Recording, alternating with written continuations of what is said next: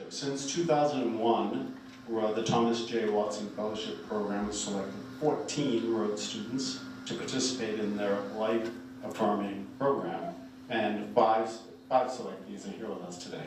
And I'm going to introduce these selectees, the awardees, the winners, whatever you want to call them. Daniel Head is here at the very end with his daughter and husband and other daughter. Where are they? They're oh, good to see you.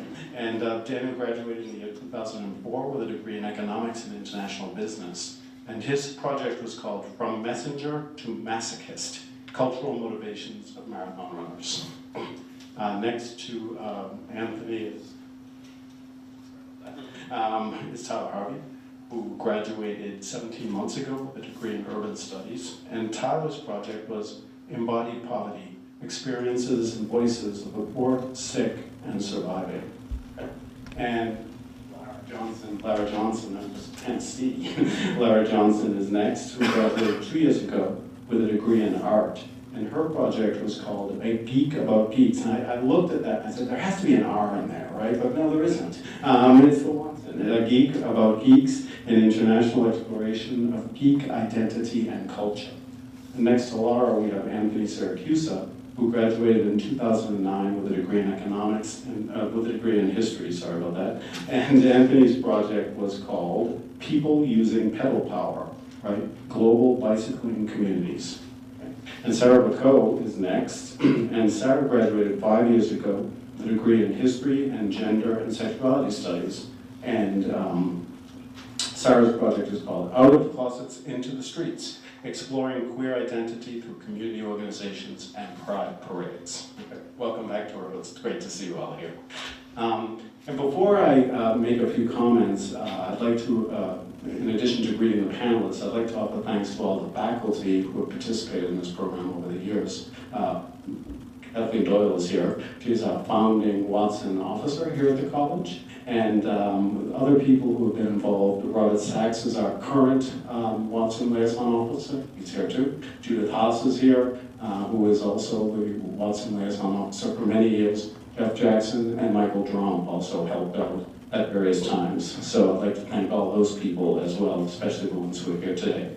I'd be remiss not to mention the leadership of former President Bill Trout, who helped us attract the Watson Fellowship Program to the campus, and former Dean Robert Llewellyn, who also was instrumental in his leadership at a very important time.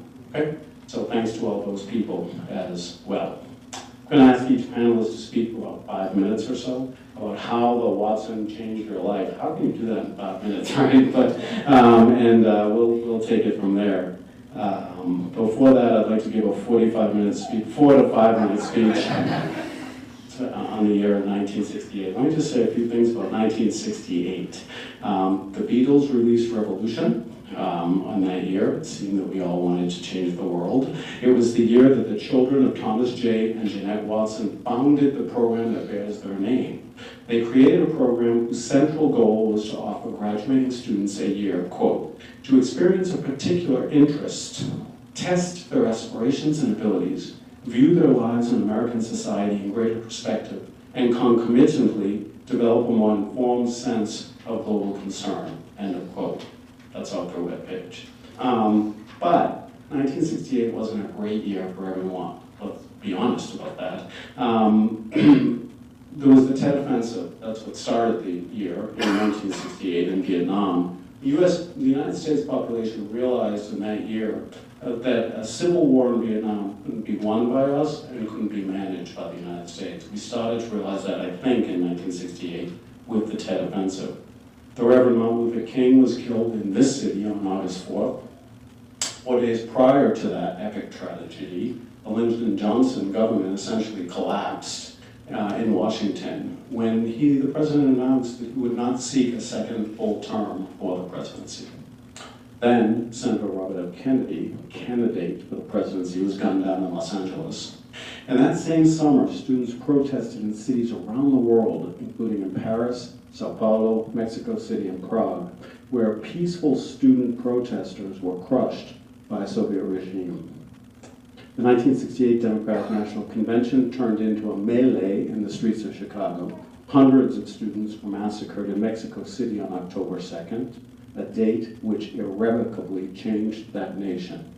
A few days later, in the same city, Americans Tommy Smith and John Carlos raised their fists in protest while everybody watched, but very few understood. In late August, Catholic bishops met at Medellin, Colombia to listen to the poor in the region, and there they defined a new theology of liberation. In late August, later, Richard M. Nixon won the presidency in November with a secret plan to end the war in Vietnam. The plan, as we later found out, turned out to be bomb the people more, prolong the war more. So here we are, and the more time we spend in the world, reflecting with citizens and cultures distinct from our own, the more our humanity, resilience, and wisdom matures, a process that sustains us forever. We're all here because we really do all want to change the world. Thank you. I'd like to turn it over to Daniel Head first. You have a wireless mic there, I hope? I do. Great. So why don't you say hello and speak to us for a few minutes about how the Watson changed your life. If I can figure out how to turn it on, I will. We have down to the bottom. Hold that right down. Is it on now? Should be. Did it light up? Yeah. You should be good. Yeah, okay. How the Watson changed my life. I think it's important to frame, I think anybody pre-Watson and post-Watson are different people, but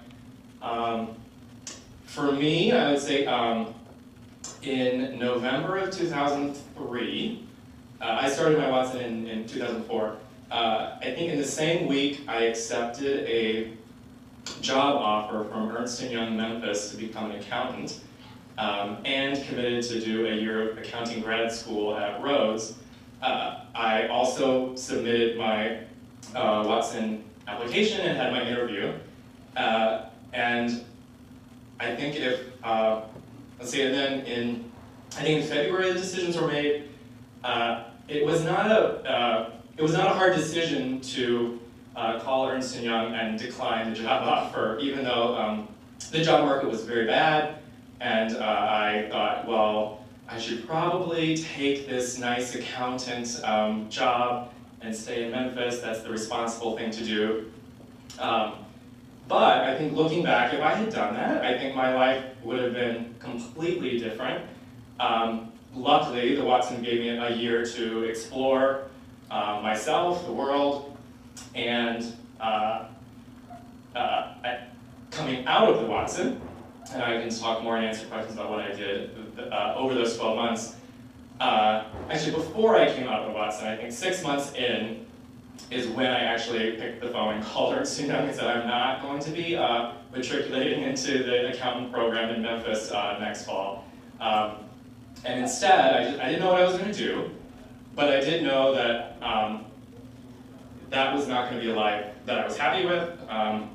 And I didn't know what I wanted to do, but I knew that international development was something that I was seeing in my Watson. I spent some of it in Tanzania and Egypt and South Africa, in addition to some other countries. And I knew that I wanted to make some sort of impact in the world beyond what I could maybe do in that line of work. But more importantly, I knew I wanted to make more of an impact in my own life beyond what that path might have set out for me. So I would say the ability to get out of my comfort zone and out of my pretty myopic world, even at 21, living in Memphis and growing up in Georgia, the ability to have a fully funded year to do whatever I wanted with people that believed in me, that I was really going to go out and explore these curiosities I had about marathon running, but about other people in the world,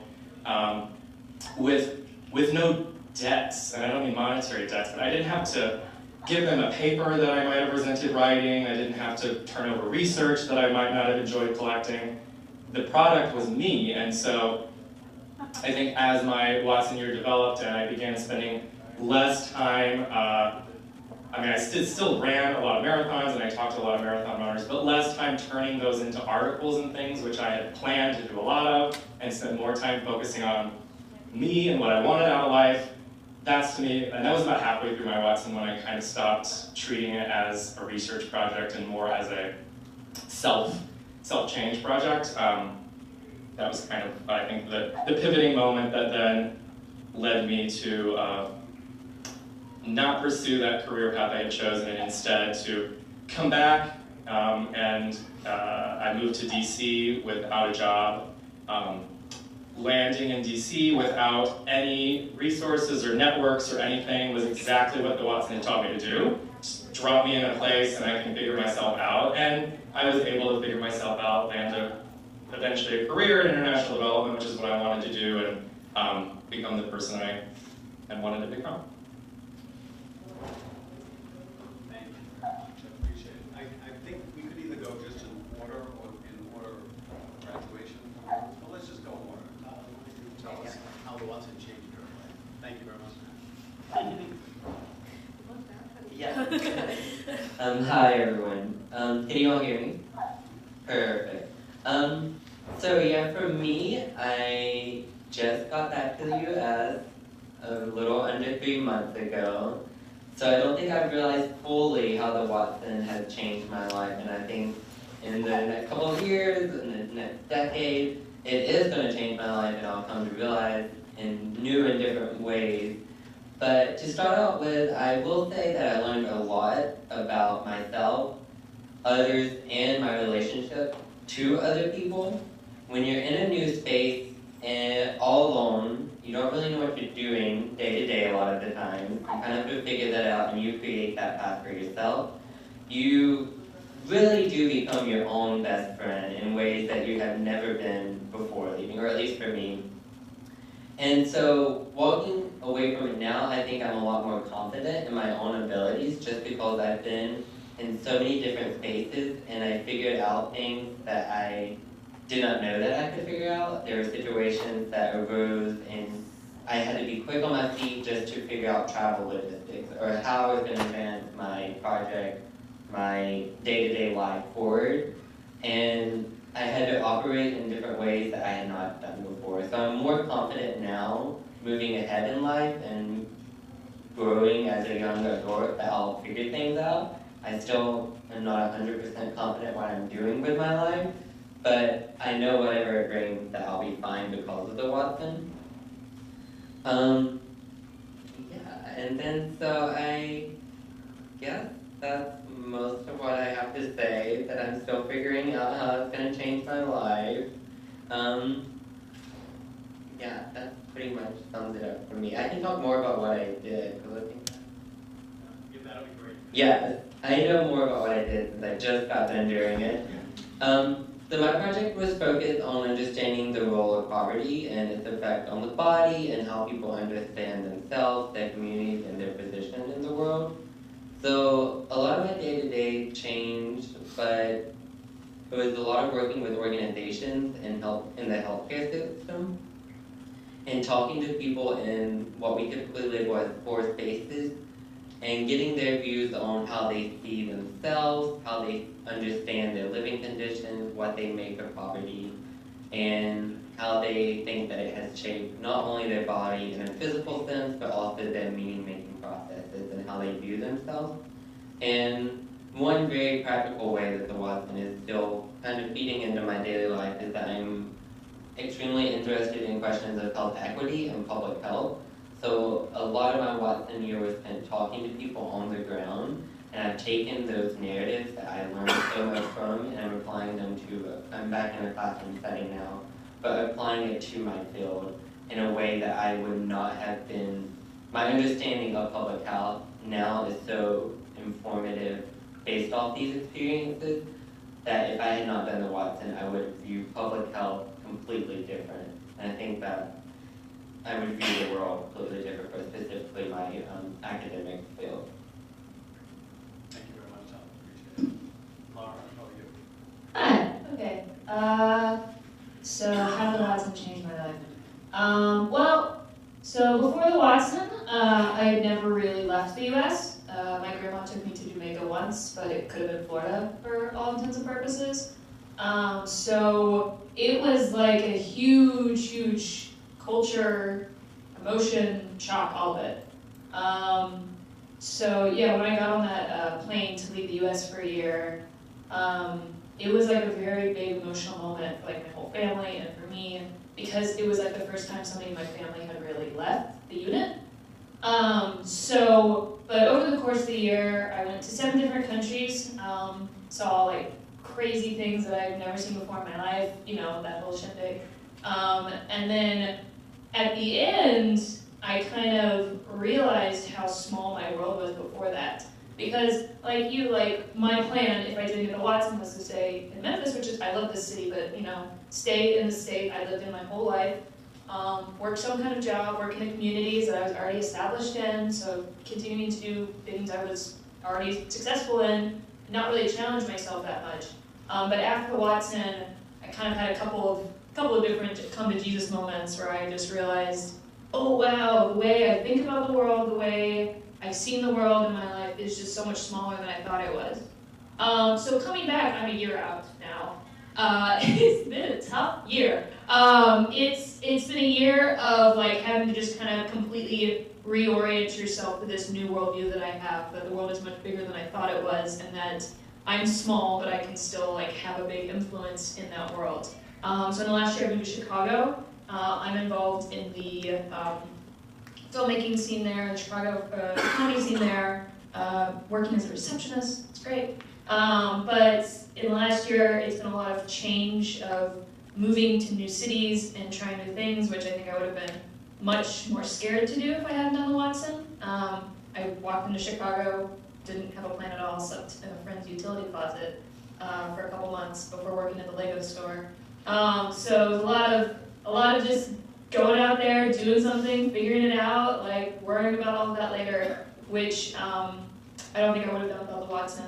Also, a big thing I learned too over the year was that like a lot of times in life, it's not about like the sprint, it's about like the whole long race. So in this last year of like a lot of growth and change in my life, I'm having to keep that perspective of like, it will be okay eventually, like it doesn't all have to happen today, things take time, things that are good take a long time to make happen.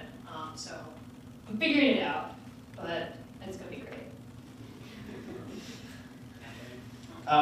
Well, first of all, thanks to Mike for facilitating and Judy for the invitation, and Robert for all the help over the years. Thanks to all of you. It's good to be back at Rhodes College.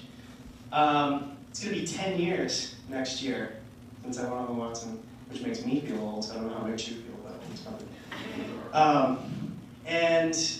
It's been a great 10 years, and I just want to sort of say, before I went on the Watson, I kept having this thought, and I would talk with Mike about this a lot. I would say, what if I actually get this thing?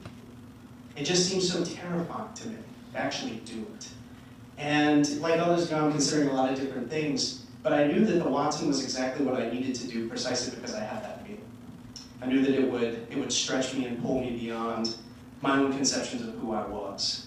And that was really the sort of key thing that happened for me. You know, I had been doing a couple of things around bikes here in the city before I left, and we put this, you can upload supplemental materials onto the Watson website, and we put this picture of me on the front page of the paper or whatever.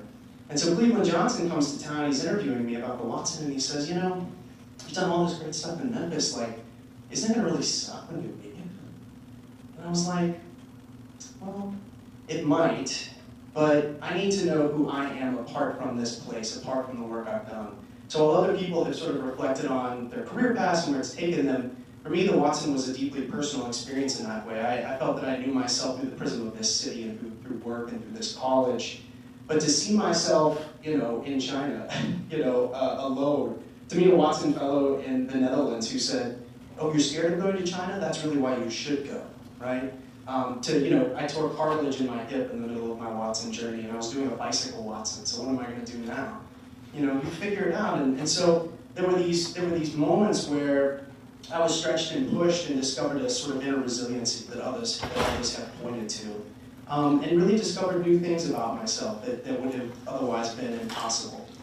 And I would say, sort of reflecting back on that experience, you know, now almost 10 years out, there's really a couple of key things that I've learned. And one is that there is no set path through this world. Everyone has to find their path. And so much about college and high school is prescriptive, right? People tell you gotta do this, you gotta do that. But so much of what we need as humans is for people to give us the space to explore, to learn about ourselves in this world. And that's precisely what the Watson did.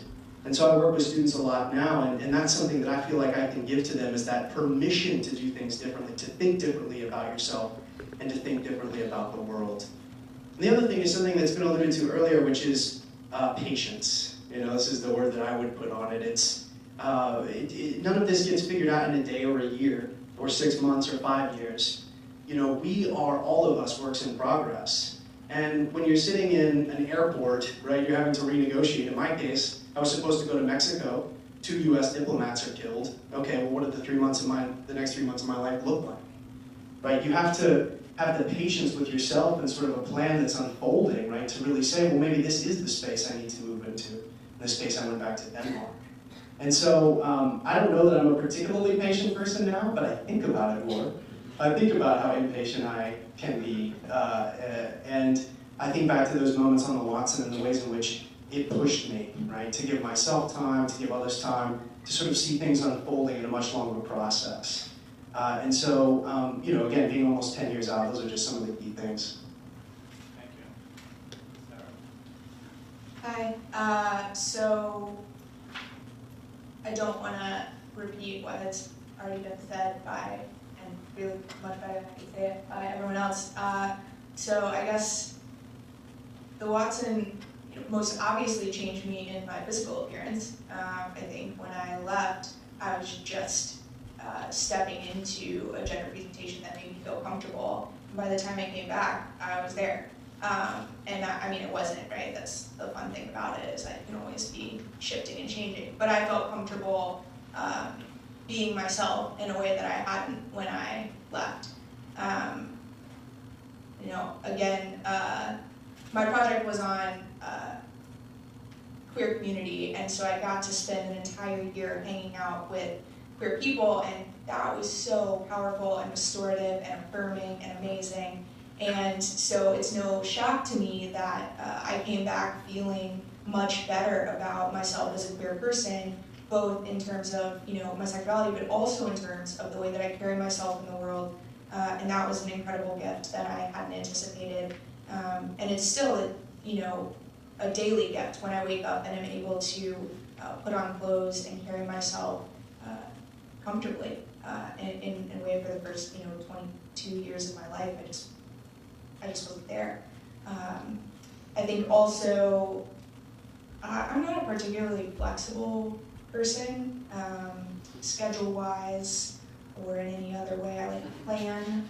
I maintain that I'm flexible and that, you know, I don't care where we go to dinner, but I like a list. And the Watson is not great for that. And I should have known before I even left, when I started reaching out to organizations that I hoped to work with and just didn't get any responses, or got responses like, you know, sometimes the next day, and then radio silence for weeks at a time. And in Argentina, I ended up at an address which I was meant to be an organization that I hoped to work with, but what in fact was now someone's living room. And he was very kind, but it was deeply uncomfortable. And my Spanish was not good enough for me to explain the Watson, which is, you know, something to explain. But I think the year was the beginning of, you know, the daily gift of being able to feel more comfortable in my presentation, and the daily challenge to really evaluate myself, the way I'm holding myself, my expectations, why I think things need to be a certain way or don't need to be a certain way, and what benefit, you know, that sort of rigidity is actually bringing, if any at all. So I'm incredibly grateful for that. It has, you know, it's challenged me to think about my career differently, and to think about my relationship to others differently. It has reinforced my love of community, particularly queer community, for which I am so incredibly grateful, and which I seek out wherever possible. And yeah, I think I'm still, even though I'm now, this reunion weekend. It's my 5th year, so I'm 4 years out from the Watson. I'm still figuring out the many different gifts that the Watson has given. Thank you very much. I think you brought up the issue, Sarah, of explaining the Watson to people in different languages that aren't our first languages. And I remember David Lefevre, who's not here with us, but a professor in Texas, he said that multiple times, that it was impossible for him to explain what the Watson was in all the countries they went to. People just didn't understand it.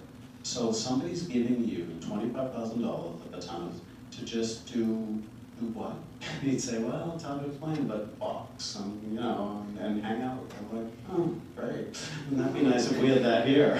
And so I'm glad that you brought that up, because he always reinforces that. It was just difficult for him to explain it.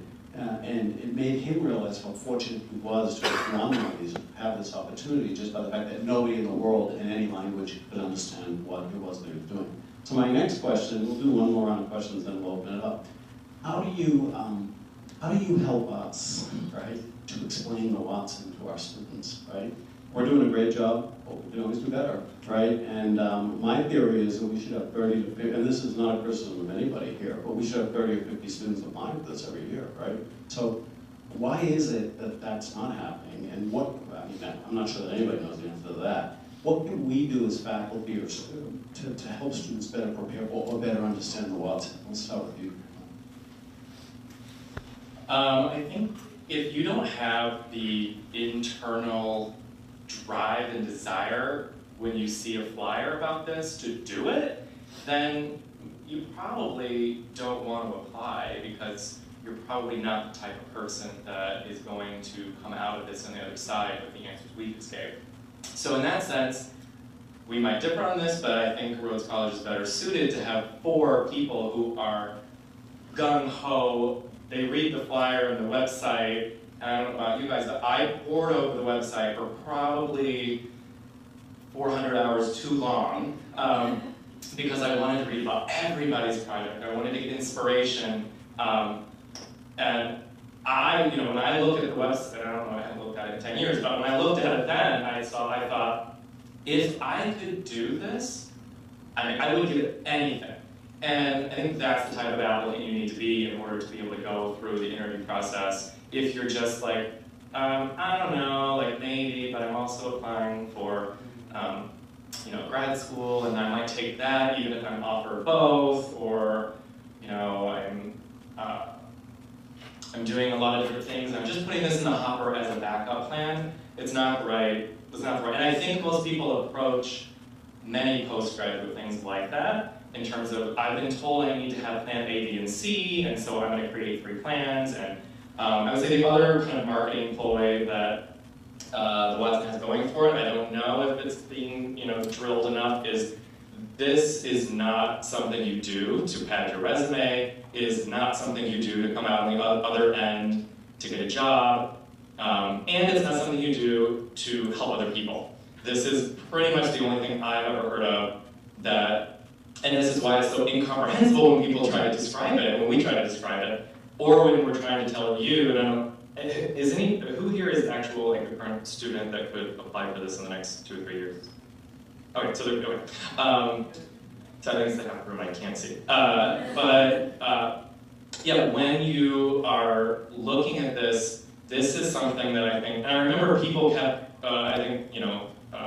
Mike and others kept telling us to take out of our applications how much we want to help the world, or how much we want to go to Namibia and help the communities there, or how much we want to do volunteer work with whatever group we're really excited about.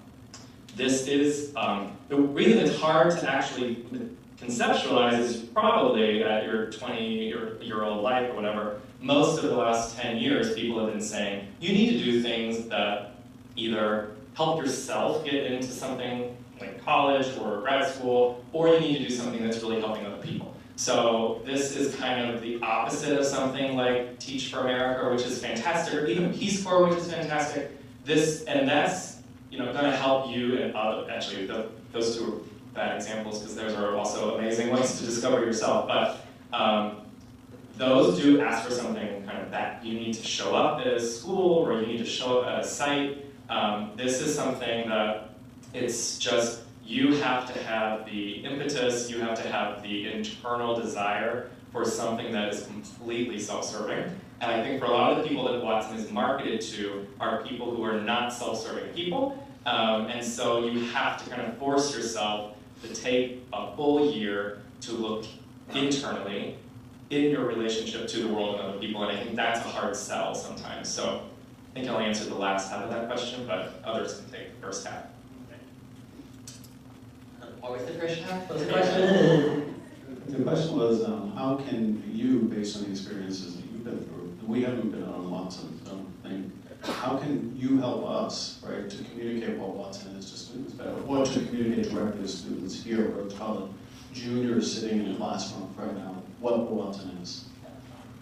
I think you said it beautifully. You have to realize that the Watson is about you. You create this research project, put a lot of thought into what something that you're really passionate about, but I think at the end of the day, the Watson Foundation doesn't care what outcomes you have in relation to your research project. They care about what you produce for yourself, how you have changed as a person. And for me personally, going into it, it wasn't something that I felt like it would be really cool to do, or that I really, really wanted to do it. I felt that I needed to do it in order to progress as a human, as a community member. I felt that my life, it was almost as if who I am today depended on it. It was just this strong, strong urge that I just had to do this. And I think finding value in not producing something. So many times we are given projects and we want an outcome. Whether it's a paper for class, a presentation, at our job, we're told produce and produce and produce. And for the Watson, some people for sure probably definitely produce things around their topic, but at the end of the day, you're not realizing the value and not necessarily having one given outcome from the year. I don't think I could sit up here and give you a presentation that would fully sum up my year, and for me, I find a lot of value and appreciate that a lot more now that I've done it. And I wish I would have seen that going in and not feel this strong urge to produce something as we are told so many times in society. Thank you. Yeah, so I can just, here, let me just start talking. Here we go. After my sophomore year at Rose, I did the Rose Institute of Regional Studies, which is a great program. If you're young enough, you should absolutely do that. It's kind of like the Watson, except smaller, except about Memphis. Anyway, I'm talking later. I made a documentary, Geekland, Pan Culture in Memphis, which was about nerds and geeks and stuff in Memphis specifically. But this guy right here comes up to me after the screening, and he's like, "This was a great film. You should apply for a Watson with this film." And I went, "Great, what's a Watson?" And so that was kind of the impetus for this whole thing. Was really, I think that there's a really strong infrastructure at this school of older Watson winners and professors who have the resources and want you to win. I truly would not be up here without these two right here, and Joel Parsons, who is teaching right now. Like, they held my hand the whole time and like told me how crazy, like, my junior year, I went to a presentation that Sarah taught, like upstairs, where she just kind of like talked about all the highs, all the lows, all of it about the Watson, like how crazy it was. And it was terrifying. It was a very scary conversation. But at the end, I was like, yeah, I want to do that. That sounds awesome. So I think that this school is really great. I kind of refer to it as like passing the baton down, because like, it was like my senior year, I just graduated, I got the Watson, I didn't know what was happening, and I'm at a party, and again, Sarah's there, and she's going to a back room, and we're just like, what is happening? And so like, all of the older Watson winners are here, they're happy to talk to you. You have a professor at the school who has office hours every single week who won the Watson, and he'll talk to you about it. His name's Joel Parsons, and I talked to him a lot about it. And then like, so Sarah talked to me, and Diane, who was on her Watson while I got it, like she would Facebook message me, and then I was on my Watson, and I was messaging Tyler, and then like Jennifer is on her Watson right now, we're all messaging her. So like, the resources are here, and if this is like a crazy idea that you think you could like be into, like let's do it, let's make it happen. Thank you. Yeah, I just, gosh, everything that's been said, yes. But just to put it in a little bit of perspective, I work at Colorado College now, which is a Watson school. And to this point, about 30 to 50 applications. I'm on the Watson committee this year at CC. We got 12 applications. Now, that was typically how many we got here. I don't know, maybe it's gone up a little bit, but 10 to 12, 8 to 12, whatever. But here's the truth of the matter. You only put 4 students forward every year. So you really only need 4 people who can win the Watson. Colorado College has won 68 Watsons since 1968. So they're winning like 1.5 a year, right? So they send a Watson and a half out every year. But I just wanted to sort of share that perspective, right? I mean, I don't know that it's necessarily about the numbers. I think it's exactly about what these folks have set up here. It's about having the right people, some of whom are in this room today, I have no doubt. I mean, just a couple of things to think about. Number one, this is not like a Fulbright application, right? You're not doing research. I know the word research was mentioned up here, but really, my understanding is Watson really discourages you from talking about research. This is, as Daniel put it earlier, this is a project about you. You're encountering the world, you're encountering communities, you have a hook, whether it's LGBT communities or geek culture or bikes or running or sickness and poverty, you have a thing, right? But ultimately that links you with people and communities that are typically not like you. And so in some fundamental way, it's about thinking through what do you need as a human in order to grow, in order to stretch, be able to zone in on that, and then name how a project will facilitate that experience for you. So it's very different than a Fulbright or any of these other, the Marshall, the Truman, and just to underline Daniel's point, most service-minded school in the country, right? You guys want to help people. You guys like helping people, but that's not what the Watson is about. And yet, just as Daniel pointed out, those of us who have those sensibilities are attracted to the Watson. So it makes it a very challenging application to put together because it requires a depth of personal interrogation, right? Your personal statement is so very important. You've got to be able to write that in a way that then links up with a project, but that's not about research. That's not about an end product. So I think that's very tricky to do. But I also think, well, I know for a fact that there are people on this campus who are absolutely essential in helping you to do that and who will help you do that. Joel, of course, is great. But I probably spent, Mike LaRosa probably read 40 drafts of my documents. This is not something that you can just say in the fall of your senior year, I'm going to do a Watson. It often doesn't work that way. So it really takes being thoughtful about this. The first time that I had heard about the Watson, I think was my sophomore year. Maybe it was my freshman year in this room with Dean Drum, and he was leading a session about the Watson. And that was when I first had that moment of terror. What if I did that? And that's what I felt that I needed to grow personally and to move into a different space as a human. So those are just a few things. Thank you. And I remember your application because I read it 43 times. And at the end, once we submitted, there was a word missing. I forget what the word was.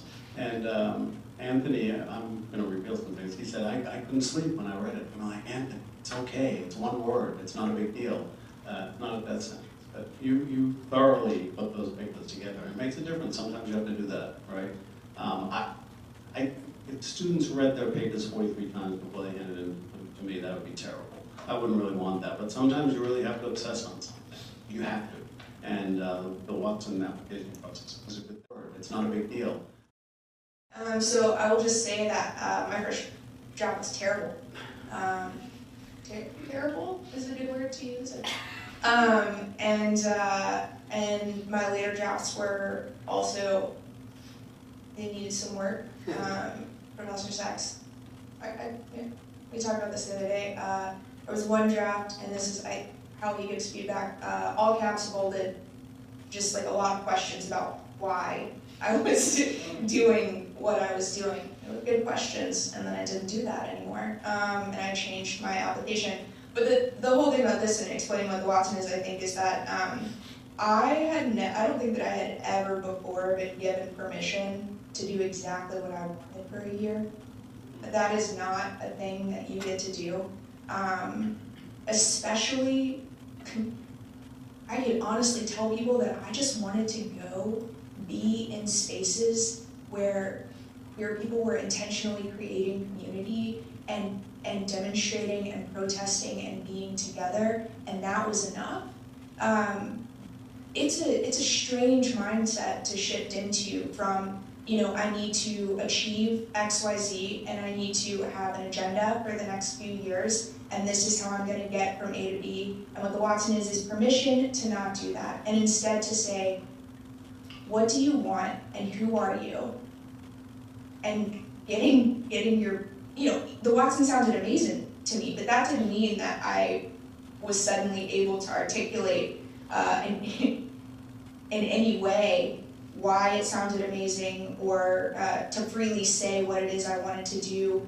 And so I think, one barrier is for people, at least, someone with my perspective, there are a lot of walls to break down in terms of the expectations that have been set before you apply to a Watson, because it is such a bizarre thing. And by bizarre, I mean excellent, but it really is. And so I think that can be really discouraging when you think, oh, I have to be zany, or I have to have this particular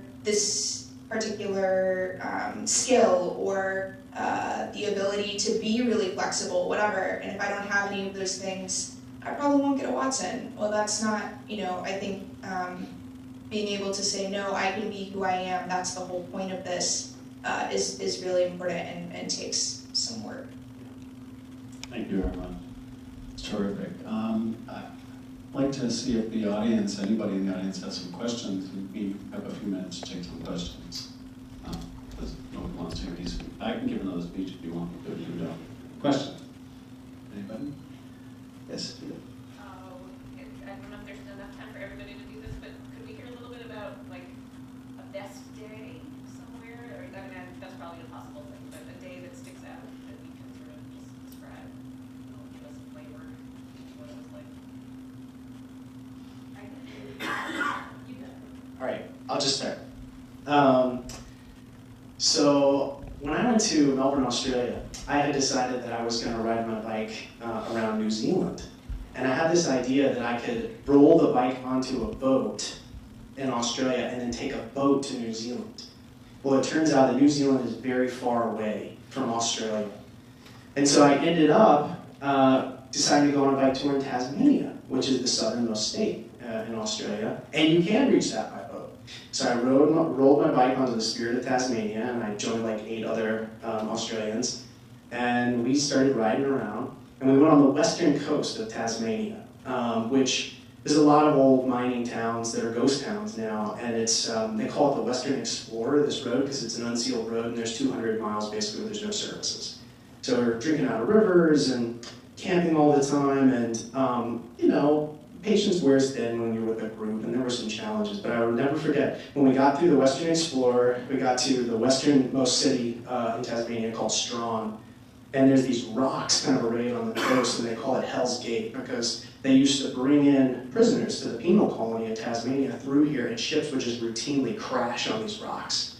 So we're sitting here at the end of this bike tour, looking out on these rocks, drinking bourbon. And I just had this moment looking at these humans and thought, this is going to be the only time probably that we're ever here together in this space. And that just was so amazing to me, to have been afforded that moment. And I'll never forget that. Who here knows what LARPing is? Anyone heard the word LARP? Yeah. It's live action role playing. So it's, I don't know if you guys, what's Overton Park? Have you ever seen people hit each other with foam swords? It's like Dungeons and Dragons, except you actually play it out for real.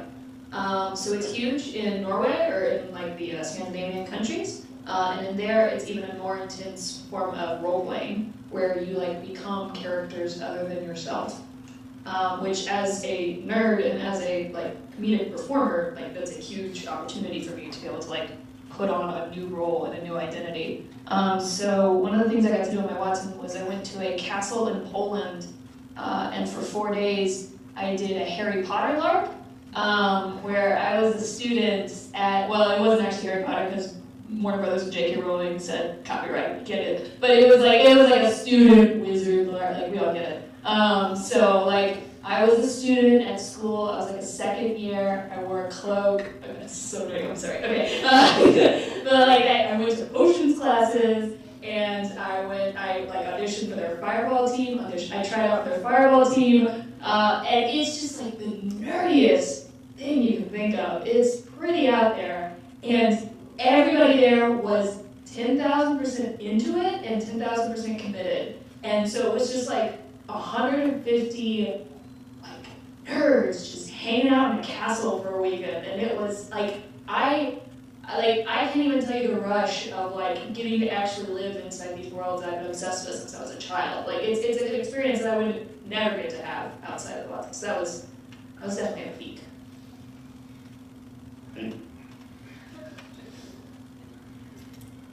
I have answers, but let's do more questions. Okay, thanks. Are there any other questions out there? There's light shining on us. Does anybody have a question for our panelists? Please. What was one of the most challenging parts about being alone during the year? I'll let Tanya take that. And mine might have been different from everybody's here because there was no Facebook and there was no Wi-Fi most places and nobody had laptops. So I didn't have any of these things. So in one way, it was I think more challenging being alone because I couldn't log on and I could go to an internet cafe. The closest thing I could do to finding some sort of interconnection that was comforting was going to an internet cafe and sending an email. But on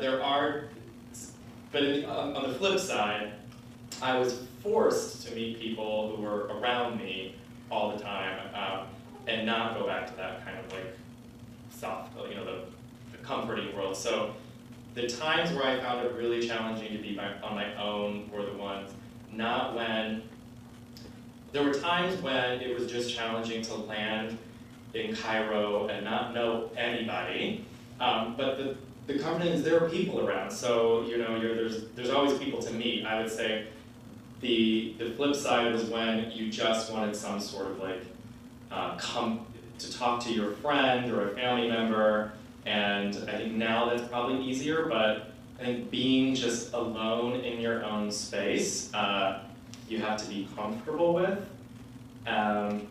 but the Watson kind of teaches you how. I remember one time I was like a month into my Watson, was living in Sydney, and I was just trying to meet people and I just couldn't do it. And I think I spent like 1 or 2 nights like alone, thinking like, I can't do this for 11 more months. Like, I'm not cut out for this. But once I then started going out to like dinner by myself, and I would maybe meet a couple of people, and I became more comfortable being alone, so it wasn't as, actually, it was more of an opportunity in the end than a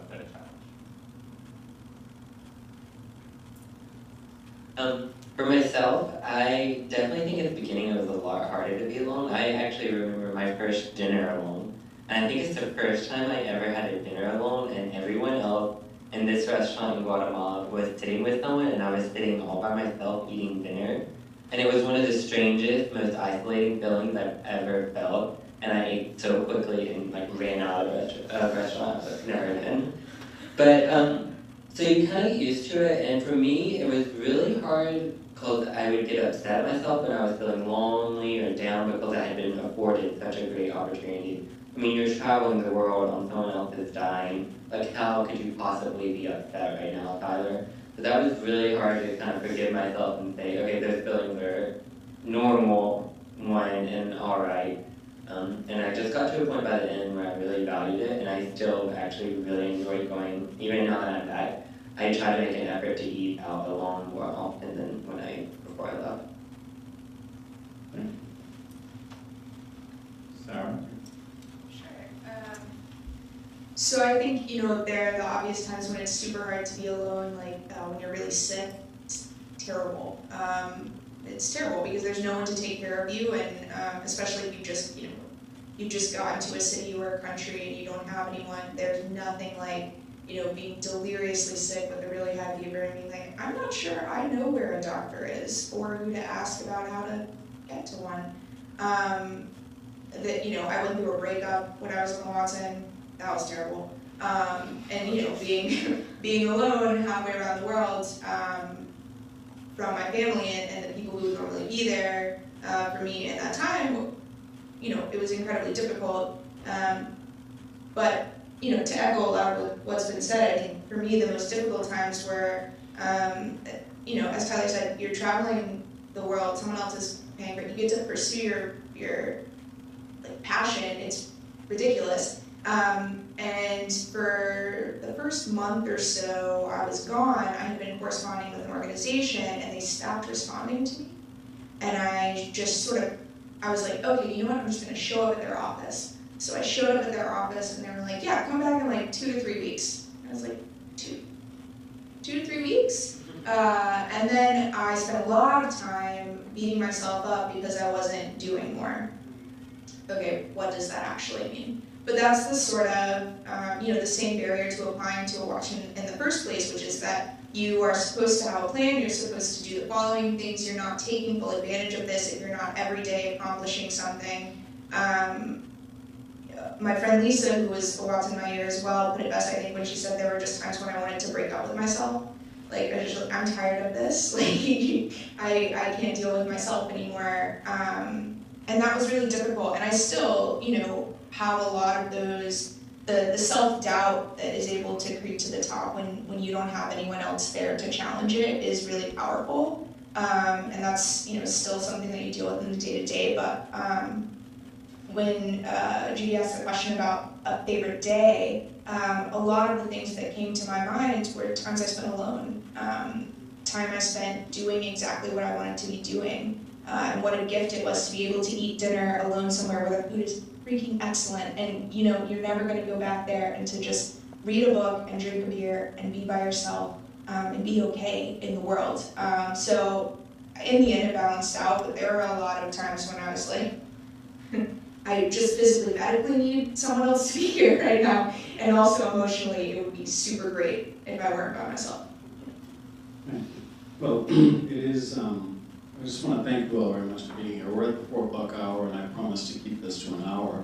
But thank you so much for sharing this experience with us. It was really a wonderful presentation. We're really glad that you're back. Welcome back to Rhodes. You're always welcome to come back. I always like to have Watson students come to my class to talk to students, to encourage them, the current students, the 2,000 students who are on campus, that this opportunity really can and does change their lives. So thank you very much. Let's have a round of applause for our panelists. We'll be up here if you want to come up and say hi. Thank you all very much for joining.